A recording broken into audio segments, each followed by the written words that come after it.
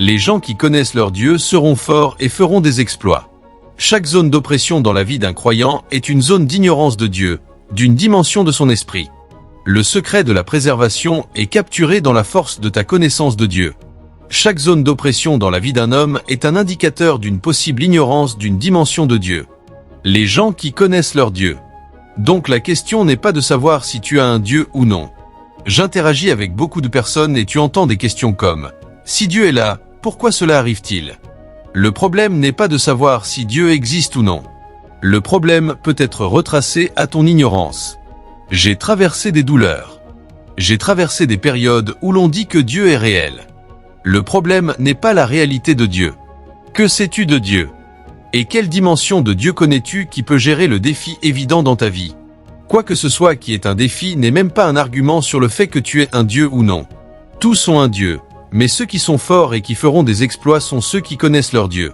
Beaucoup ont été trompés par le diable et ont suivi la voie de la folie, et ils s'appellent athées en argumentant qu'il n'y a pas de Dieu à cause des défis dans leur vie qu'ils n'ont pas pu surmonter. Le problème n'est pas avec Dieu. Il est retracé à leur ignorance d'une dimension en Dieu qui gère la plaie de leur vie. Donc il devient la responsabilité de chaque chrétien d'explorer Dieu pendant sa vie. La plus grande préoccupation de toute entité dans les royaumes de Dieu est la poursuite de la connaissance de Dieu. Donc Jésus vient en Jean 17 verset 3 et il résume la vie. Il a dit, « C'est ici la vie éternelle qu'ils te connaissent. » Ce n'est pas une fonction de ce que tu as. C'est une fonction de ta connaissance parce que toutes choses qui se rapportent à la vie et à la piété nous ont été données. Mais elles ne sont obtenables que par la gynosco de Dieu. S'il y a une partie de toutes choses qui se rapportent à la vie et à la piété qui manque dans la vie d'un homme, le problème n'est pas retracé à Dieu. Il est retracé à ce qu'il connaît de Dieu. C'est ici la vie éternelle qu'ils te connaissent. Eux seulement à travers Dieu. Mais le diable est un esprit méchant. Une partie des avantages qu'il a est le fait qu'il était une créature de la présence. Il était un être de la présence. Donc il comprend comment voler à une génération ce qu'ils ont en Dieu parce qu'il comprend les mystères, les préceptes, les modèles et les principes de Dieu. Il est une créature de la présence. Il a dit, « Où étais-tu quand j'ai posé les fondements de la terre ?» Quand les fils du matin chantaient de joie, ils regardaient Dieu accomplir certains exploits de création. Donc ils comprennent certains des codes secrets qui sont verrouillés dans ce monde. Donc quand le diable veut voler à une génération leur héritage, ce qu'il leur annonce ce sont des voies qui mènent à l'ignorance. Le défi et la plaie du croyant sont les montagnes d'ignorance dans sa vie. Au moment où tu connais une dimension de Dieu qui gère le problème que tu as, ton problème devient le passé.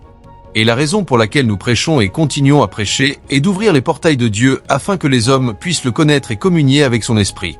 Il a dit, « Tu étais en Éden depuis le jour de ta création jusqu'à ce que l'iniquité soit trouvée en toi. » Jusqu'à ce que l'iniquité soit trouvée en toi. Il a dit, « À cause de la multitude de ton commerce, tu t'es corrompu toi-même. » Donc il sait quoi faire pour être assombri. Il y a une multitude de marchandises qui amènent l'obscurité de l'âme et cela vient éduquer génération après génération la voie des ténèbres et nous l'embrassons et nous sommes séparés de la communauté d'Israël. Donc en Éphésiens 4 verset 18 il dit « Nous sommes aliénés de la vie de Dieu par l'ignorance qui est dans nos cœurs parce que nous avons été assombris même quand l'évangile leur est apporté. » Il a dit « Si notre évangile est voilé, c'est pour ceux qui périssent, que le Dieu de ce monde a aveuglé. » Quelle zone de ton cœur est aveuglée? C'est une zone que le diable exploitera et exploitera encore. Les résolutions n'amènent pas les hommes à l'avantage. C'est la connaissance de Dieu parce que la connaissance n'apporte pas la connaissance. La connaissance apporte la liberté. Il dit « Et tu connaîtras la vérité et la vérité te rendra libre. » Au moment où la connaissance vient tu ne sais pas tant. Tu deviens si libre. Tu sais notre génération perd quelque chose. Nous pensons que nous savons donc nous venons parler. Le signe que tu sais n'est pas ce que tu dis. Le signe que tu sais est le témoignage de combien tu es devenu comme Dieu parce que la connaissance apporte la liberté. L'homme qui s'étend qui n'est pas la connaissance de Dieu sa tête est élevée. Mais l'homme qui a la connaissance de Dieu est si libre. Si libre qu'il peut marcher à travers les ténèbres. Et c'est comme si les ténèbres n'existaient pas. Le psalmiste a dit, « Tu me conduis dans le sentier de la justice à cause de ton nom. Même si je marche dans la vallée de l'ombre de la mort, les ténèbres les plus profondes ne peuvent plus le retenir parce qu'il a acquis la connaissance qui apporte la liberté. » Il y a quelques semaines, un ange du Seigneur est venu à moi et il m'a ravi dans l'esprit et a commencé à me montrer certaines des choses que Dieu veut libérer à notre génération. Et il a dit, « Dieu veut libérer la grâce. » Dieu veut libérer la force et Dieu veut libérer la sagesse. Il a dit la grâce est la capacité que Dieu donne à cette génération pour vivre au-dessus de la mort et de la corruption. Donc nous serons armés à gauche et à droite pour contrer tout ce que le diable fait. Donc la tête de beaucoup sera exaltée comme la corne de la licorne. La tête de beaucoup. Si cela ne vient pas sur toi, ta vie sera une lutte. Tu ne fais pas ce que tu fais parce que tu es intelligent. Tu fais ce que tu fais parce que par la politique divine tu as été ordonné. Et quand cette grâce vient sur ta tête, que le diable le veuille ou non, tu es exalté comme la corne de la licorne. Il a dit c'est l'une des marchandises spirituelles qui est donnée à cette génération. Et beaucoup ont été comptés. Donc la raison pour laquelle tu commences à sentir la faim de prier n'est pas parce que tu aimes la prière. Il y a une sagesse des montagnes de Sion qui t'aspire à l'endroit où tu interagiras avec la grâce. Parce que ce que Dieu a à offrir est sur la montagne. Pour sonner de la trompette en Sion. Sonne l'alarme sur sa sainte montagne. Donc quand cette faim vient pour jeûner, tu entends le son de la trompette. Les anges qui font partie de ton appel et qui ont été commissionnés avec toi depuis Sion, ils commencent à aspirer ta réalité. Donc ton homme spirituel commence à dire à ton homme naturel, « Viens frère, il y a une clé sur la montagne qui attend. Il y a une clé. C'est un appel au lieu profond parce que seuls ceux qui voyagent dans le profond peuvent voir les merveilles de Dieu. Des grâces ont été allouées. Donc les anges, créatures du ciel, courtisent les hommes vers la présence.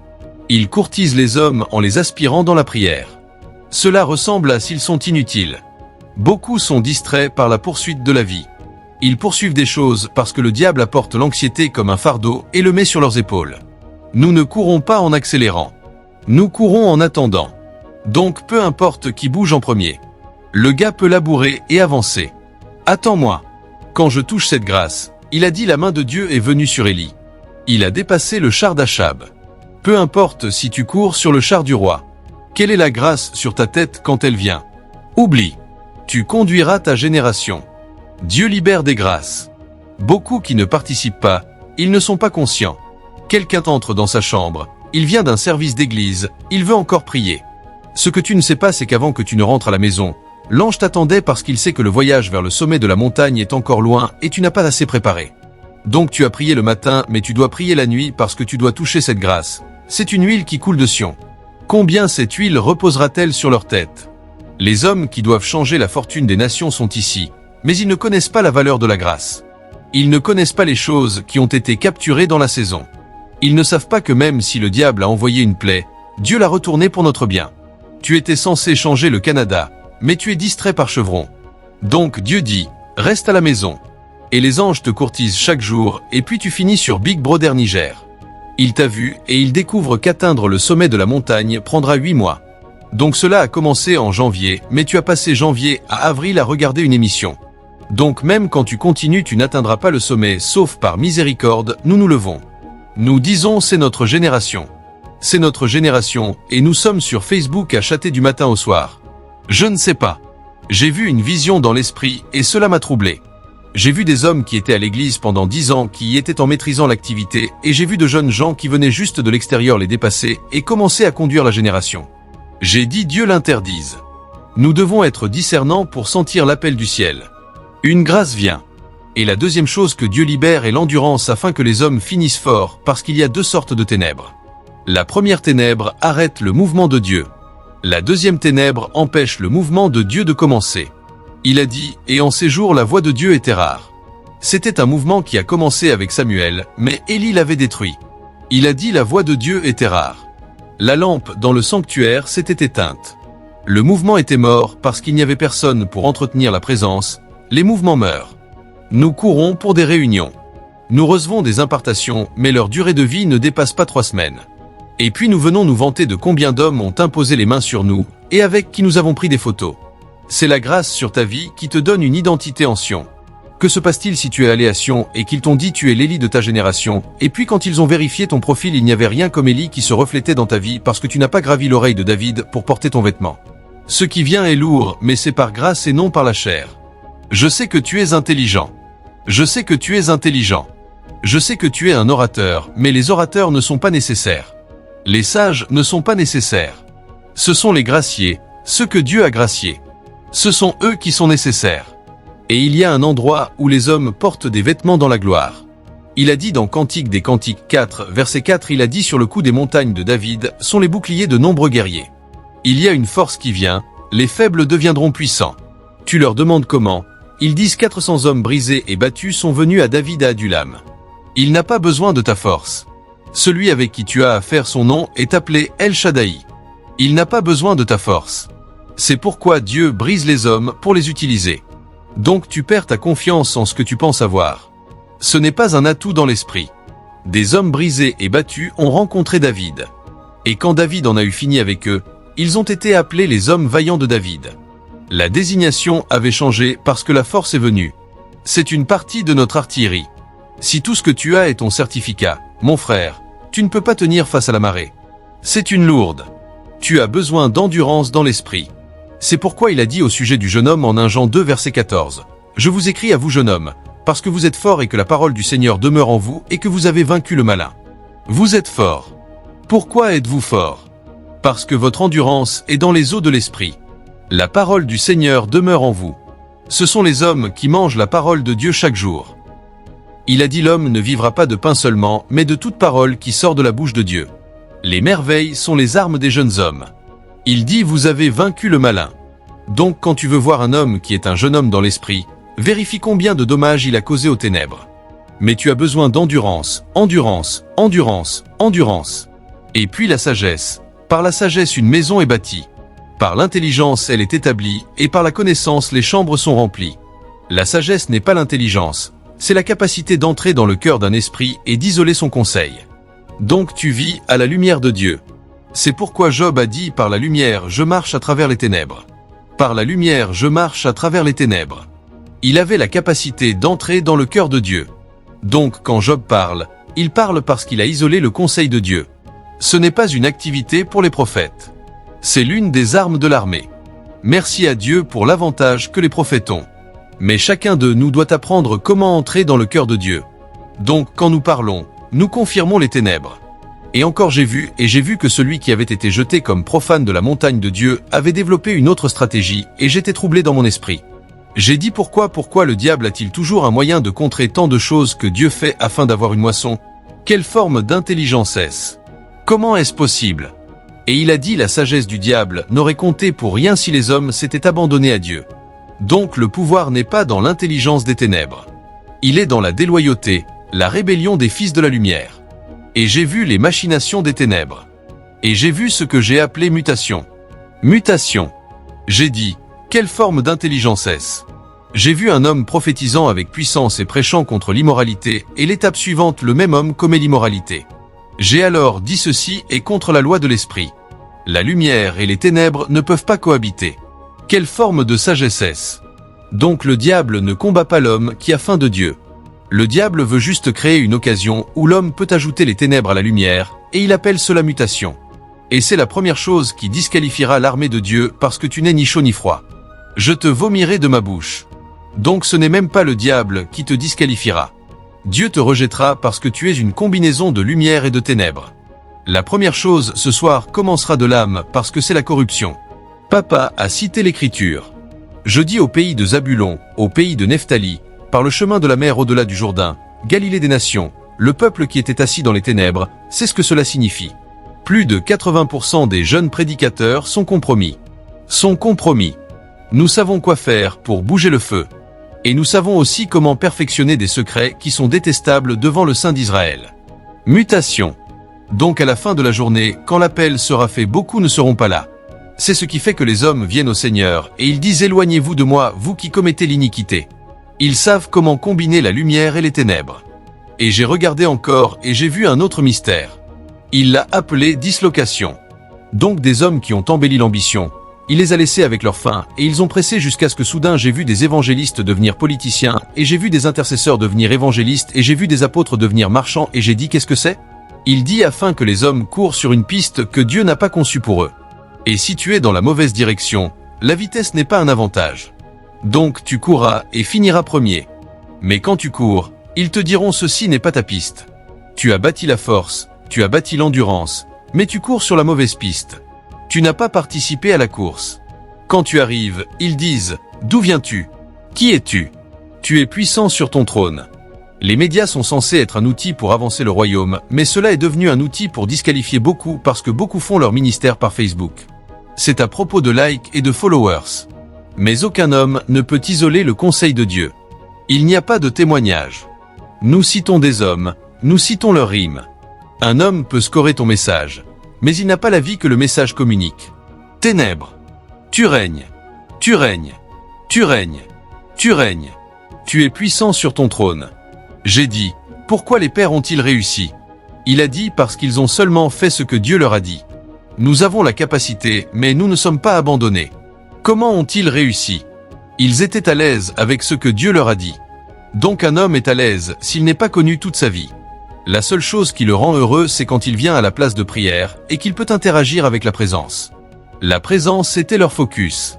Donc si un homme vient prêcher et qu'il ne peut pas trouver la présence, la prédication s'arrête jusqu'à ce qu'il trouve la présence parce qu'il n'est pas un orateur.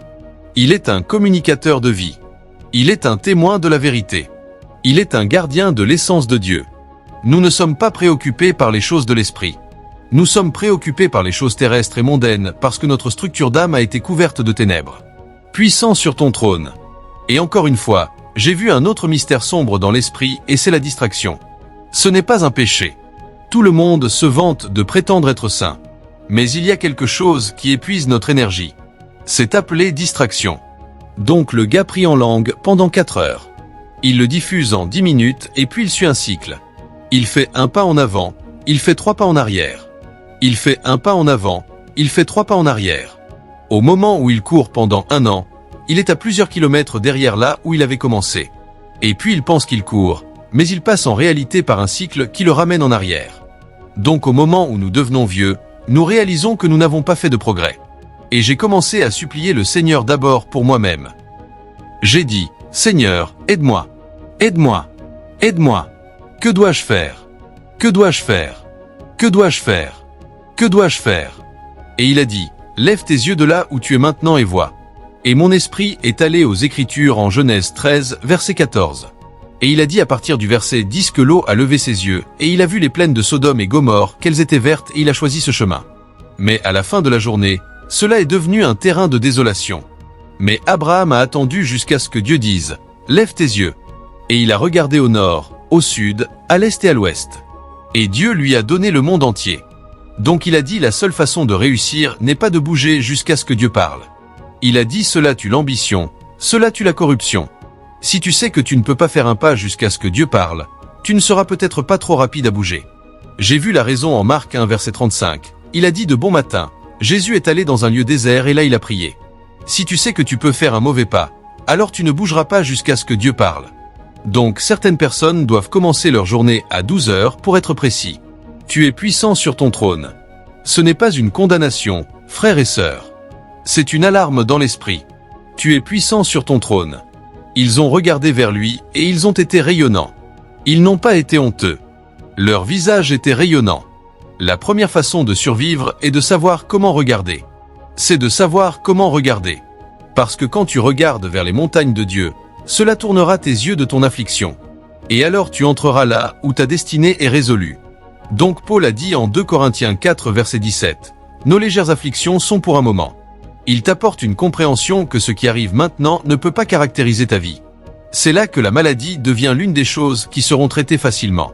C'est là que la pauvreté devient l'une des choses qui seront traitées facilement. C'est là que les afflictions deviennent l'une des choses qui seront traitées facilement parce que nous savons que nos légères afflictions. Comment sommes-nous arrivés à cette connaissance? Nous avons vu une ardoise qui est dans l'éternité. Nous avons levé nos yeux. Elles produisent pour nous un poids éternel de gloire. Parce que nous regardons non aux choses qui se voient, et même dans ce service la plupart d'entre vous, nous devons détourner le regard de votre maladie, parce qu'au moment où vous vous retournerez, elle ne sera plus là. Je vous le dis parce que la raison pour laquelle la plupart des gens échouent, c'est à cause de la maladie. La raison pour laquelle la plupart des gens échouent la course de la destinée, c'est à cause des circonstances. La raison pour laquelle beaucoup de gens échouent la course de la destinée, c'est à cause de l'ambition. Il dit, ils ont regardé vers lui. Ils ont regardé vers lui. C'est pourquoi nous prêchons ce genre de message. Ce que cela fait pour vous, c'est que vous vous oubliez vous-même pour un moment et vous commencez à contempler les choses de l'éternité. Seigneur, comment te trouver? Comment marcher avec toi? Et quand tu regardes en arrière, tu découvres que tes limitations ne sont plus. Moïse, la Bible dit, travaillait jusqu'à ce qu'il arrive à Horeb, la montagne de Dieu, et il a vu un buisson qui brûlait sans être consumé. Moïse ne comprenait pas. Il était encore troublé qu'il était son Tamar. Et le grand lui a posé une question. Qui a créé la bouche? C'est ainsi que nous savons que nos légères afflictions sont pour un moment quand nous pouvons le voir. Et l'une des façons de le voir est à travers sa parole. Parce que le royaume de l'esprit n'est pas nécessairement un endroit où tu fermes les yeux et imagines des choses. Les mondes ont été formés par la parole de Dieu. Les choses qui n'ont pas été faites à partir des choses qui apparaissent. C'est pourquoi je commence. Je vous dis que ton plus grand avantage est la connaissance de Dieu que tu as, c'est une connaissance expérimentale. C'était le prophète qui a élevé l'écriture. Il a dit pendant que nous le contemplons, nous sommes changés. Nous sommes changés. Nous sommes changés. Dans ce service ce soir, la première chose que Dieu fera, c'est qu'il fera en sorte que les hommes regardent en haut. Il fera en sorte que les hommes le contemplent. Et au moment où ils auront fini de le contempler, leurs maladies auront disparu. Ils réaliseront. J'ai entendu une histoire de Bénien. Un prédicateur l'a invité. Il avait le cancer. Et il a dit à Bénien, « Je t'invite à cause de moi, mais s'il te plaît ne fais pas savoir à l'église que j'ai le cancer. » Il a dit, « Mais quand tu ministres, si l'onction vient sur toi, viens me servir. Mais s'il te plaît ne le dis pas à l'église. » Béni un rang des ministères, l'onction était sur lui. L'onction était sur lui. Et quand il a regardé l'homme se composait, essayait d'agir pour que les gens ne remarquent pas et tout ça. Et Bénin voulait aller, et Jésus a dit, « Ne le touche pas. Ne le touche pas. » Jusqu'à ce qu'il continue à adorer. Et un moment est venu où l'homme a été submergé de larmes. Pendant qu'il pleurait, le Seigneur lui a dit maintenant. Et comme il s'est approché de l'homme, ses yeux étaient fermés. Il est tombé sous la puissance, et le cancer a pris fin parce qu'à ce moment son regard avait changé. Quand nous prêchons des messages comme celui-ci et que le cœur des hommes s'ouvre, quelque chose se passe à l'intérieur d'eux. Il a dit l'Esprit entrera dans le cœur de l'homme et il lui accordera la sagesse et la révélation dans la connaissance de lui. Les yeux de son intelligence commencent à recevoir l'illumination. Donc quand ton cœur s'ouvre, quelque chose se passe au-delà de ce que tu sais. Le Saint-Esprit commence maintenant à travailler à l'intérieur de toi. C'est là que tu es changé de gloire en gloire par l'Esprit du Seigneur. Si nous sommes corrompus, nous entrerons en collision avec la maladie. Nous entrerons en collision avec la destruction. Nous entrerons en collision avec beaucoup de choses. Des services comme celui-ci ne nous aideront pas parce que cela ne prendra qu'un moment. Ce dont tu as été guéri, tu y retourneras. C'était Catherine Kuhlman qui a guéri une femme qui était danseuse de Paul et la femme n'a jamais reçu le Seigneur et elle est retournée et c'était l'une des choses qui l'a le plus blessée dans son ministère. Elle est retournée parce qu'elle ne savait pas que le contempler est la priorité. Si Dieu ouvre ton cœur ce soir, la maladie disparaîtra avant que tu ne sois prié pour. J'ai vu cela arriver plusieurs fois. La maladie disparaîtra avant que tu ne sois prié pour. Je vous ai dit la semaine dernière que l'un des provocateurs de la puissance de Dieu est le nom de Jésus. La maladie partira à l'instant du nom. Même pendant que ton cœur est encore ouvert maintenant, le Saint-Esprit te servira. L'anxiété est trop grande. La corruption est trop grande. La faiblesse est trop grande parce que personne ne peut le contempler. C'est pour cette raison que les anciens d'autrefois portaient dans la prière pendant des jours. Pendant des jours. J'ai lu à propos de Moïse comment il gravissait le Sinaï à l'âge de 80 ans. Qu'est-ce qu'il allait faire pour regarder le Seigneur? Et la Bible dit même à 120 ans sa force était intacte et ses yeux n'étaient pas affaiblis. Un homme qui contemple la gloire repose sur lui et il convertit son corps mortel pour devenir un récipient d'immortalité. Donc en Exode 34 verset 29, il a dit qu'il ne savait pas que la peau de son visage rayonnait. Même quand il devait mourir, Dieu a dû le tuer. Il ne peut pas mourir. Dieu l'a tué. Il a dit, va sur la montagne de Nebo et meurs là. Si tu laisses cet homme, il marchera à l'âge de 900 ans et il marchera comme ça. Et tu dis, tu es encore là. Il dit, oui, je suis ici. Je suis ici. Et même ceux qui ont appris la méthode. Ils disent à 80 ans, je peux prendre cette montagne. Il ne meurt pas. Qui t'a dit que le cancer est le problème? Non. Sais-tu comment il est venu? Qui t'a dit que tu sauras comment il partira? Ton pro. Le sujet de la foi ne t'a pas enseigné à essayer de croire en la capacité de Dieu. Il t'a seulement enseigné à croire en ce que Dieu dit. La partie où Dieu agit est la partie de Dieu. Il dit comme tu ne sais pas comment les os se forment dans celle qui est enceinte. Tu ne connais pas les voies de l'esprit. Qui t'a dit que tu sais quand le cancer partira? Tu viens au service. Tu dis où ce cancer ira-t-il? Concentre-toi sur Jésus. Ils ont regardé vers lui. Ils étaient rayonnants. Tu verras à quel point ce défi est tendre. Nous amplifions les problèmes parce que nous ne connaissons pas celui qui habite au milieu du feu. Tu ne sais pas comment le cancer est venu et tu es si troublé pour savoir comment il partira et tu te distrais pendant tout le service. Regarde vers lui. Regarde vers lui. Détourne tes yeux de la distraction et concentre-toi et tu verras ton péché disparaître comme s'il n'avait jamais existé. Il a dit parce que tu m'as entendu tu as été lavé. Tu verras tes faiblesses avaler comme si ce n'était rien et vraiment ce n'est rien parce que les montagnes sautent comme des béliers. Les montagnes disent au Jourdain pourquoi recules-tu ? Que la terre tremble à la présence de Dieu. La voix de Dieu est pleine de majesté. La voix de Dieu est sur beaucoup d'eau. Elle divise les flammes de feu. Elle découvre la forêt. Elle divise le mal. Elle fait mettre bas la biche. Qu'est-ce que le cancer devant la présence de Dieu ? Mais combien regarderont vers lui ? Combien ? Même quand tu pries pour les malades, certaines personnes sont distraites. Elles ne connaissent pas les moments de l'esprit. Il dit à un certain moment l'ange du Seigneur descendait et agitait les eaux et le premier qui entrait était guéri de quoi que ce soit. Ce qui peut être traité parce que les montagnes peuvent sauter devant lui comme des béliers. Nous ne connaissons pas la gloire. C'est pourquoi nous amplifions nos défis. J'ai appris que ce n'est pas moi qui fais l'œuvre. Donc je suis venu pour me reposer et me reposer. Je suis venu à mon devoir pour commander. Si je travaille pour entrer dans la présence, je sors pour commander. Parce qu'après avoir vu, la prochaine chose est de déclarer. Le premier travail est de voir. Quand tu as vu, tu déclares. En Jean 3 verset 32, il a dit, « Ce que nous avons vu et entendu, nous vous l'annonçons. » Au moment où un homme voit, il reçoit l'autorité pour déclarer et tout ce qu'il dit s'incline. Le problème c'est que parfois nous ne travaillons pas pour voir. Donc pendant que la parole se passe, la personne est distraite. Mais quand ils disent « sois guéri », il fait comme ça. Il est encore dans la chair. Jusqu'au moment où sa parole est venue, la parole du Seigneur l'a éprouvé. Il était en captivité pendant plus de 14 ans. Mais quand sa parole est venue, tout a changé.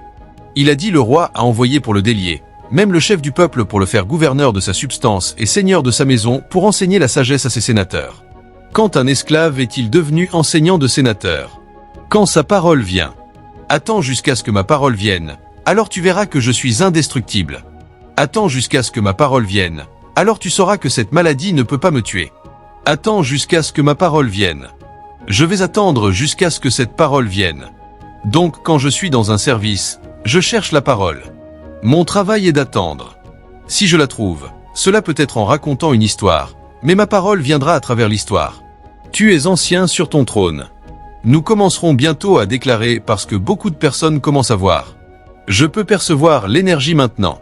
C'est une chose dure. Je sais quoi faire pour faire sauter les gens, mais ceci est une réalité de foi, donc nous enseignons précepte sur précepte. Si tu peux détourner le regard de toi-même maintenant, quelque chose peut changer. Quelque chose peut changer parce que la parole du Seigneur viendra vers toi. Que tu puisses l'attraper ou non dépend de si tu vois, de si nous voyons. C'est ce que Paul savait. Et il a dit selon qu'il est écrit, « Nous avons cru et nous avons parlé. » Nous ayant le même esprit de foi. Qu'est-ce que l'esprit de foi ? C'est l'esprit qui voit et déclare. Parce qu'il est descendu au verset 7 verset 18. Il a dit « Nous regardons non aux choses qui se voient mais aux choses qui ne se voient pas. » Donc l'esprit de foi est l'esprit qui voit et déclare. L'activateur de la puissance est ta capacité à voir et à déclarer. Et je t'ai dit que ce que tu vois n'est pas nécessairement une lumière dans l'esprit. C'est ce que la parole de Dieu t'apporte. Jusqu'au moment où cette parole viendra, le cancer tombera de quelqu'un aujourd'hui. Amen. Le défi de 10 ans, problème aux yeux de 10 ans, tu seras surpris. Tu diras, waouh, est-ce si facile ? Oui. Le problème n'était pas le cancer. Ce n'était pas le défi aux yeux. C'était ton incapacité à voir. Et si le prédicateur peut te faire voir, même la présence peut te guérir. 2 Rois 2, versets 9 et 10. Si tu me vois quand je serai enlevé, tu l'auras. La demande peut être difficile, mais peux-tu voir ? Peux-tu voir ? Je suis venu te défier ce soir à ouvrir ton cœur pour voir. Et au moment où tu vois, tu es qualifié pour recevoir. L'homme qui n'a pas vu luttera, mais l'homme qui a vu est déjà entré. Parce que quand nous le verrons, nous serons comme lui. Demande maintenant au Saint-Esprit d'ouvrir les yeux de ton cœur. Ouvre les yeux de mon cœur, Seigneur. Ouvre les yeux de mon cœur. Je veux te voir. Je veux te voir. As-tu vu les enfants des sorcières ? Ils savent comment voler. Ils peuvent envoyer une sorcière de 10 ans d'apprentissage dans une famille et cette sorcière tuera toute la famille en 3 ans et reviendra, elle a gradué. Nous avons une génération qui est si sans Dieu que la crainte du Seigneur est partie.